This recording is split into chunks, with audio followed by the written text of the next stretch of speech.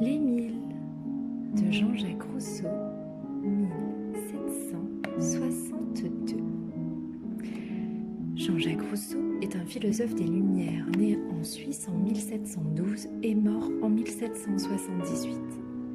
Il s'engage aux côtés d'autres philosophes des Lumières, Voltaire, Diderot, Montesquieu, à éclairer le peuple pour le libérer de la monarchie absolue.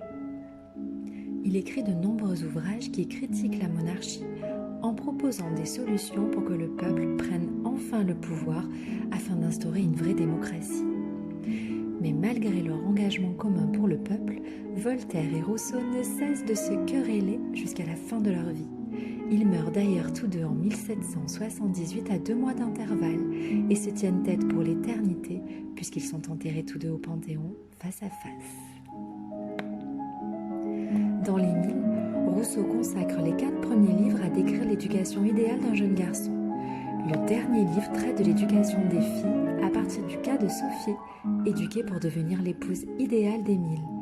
Dans ce passage, Rousseau réfléchit sur le rôle des hommes et sur celui des femmes. La femme et l'homme sont faits l'un pour l'autre, mais leur mutuelle dépendance n'est pas égale.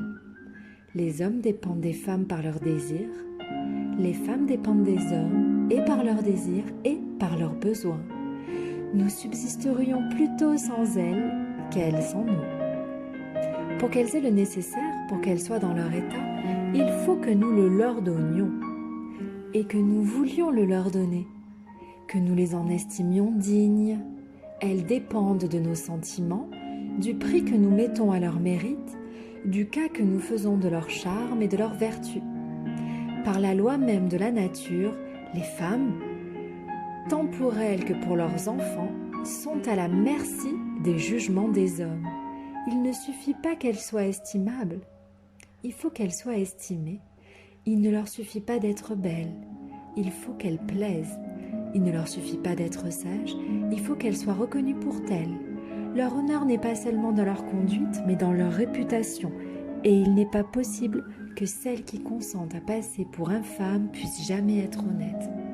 Ainsi, toute l'éducation des femmes doit être relative aux hommes, leur plaire, leur être utile, se faire aimer et honorer d'eux, les élever jeunes, les soigner grands, les conseiller, les consoler, leur rendre la vie agréable et douce.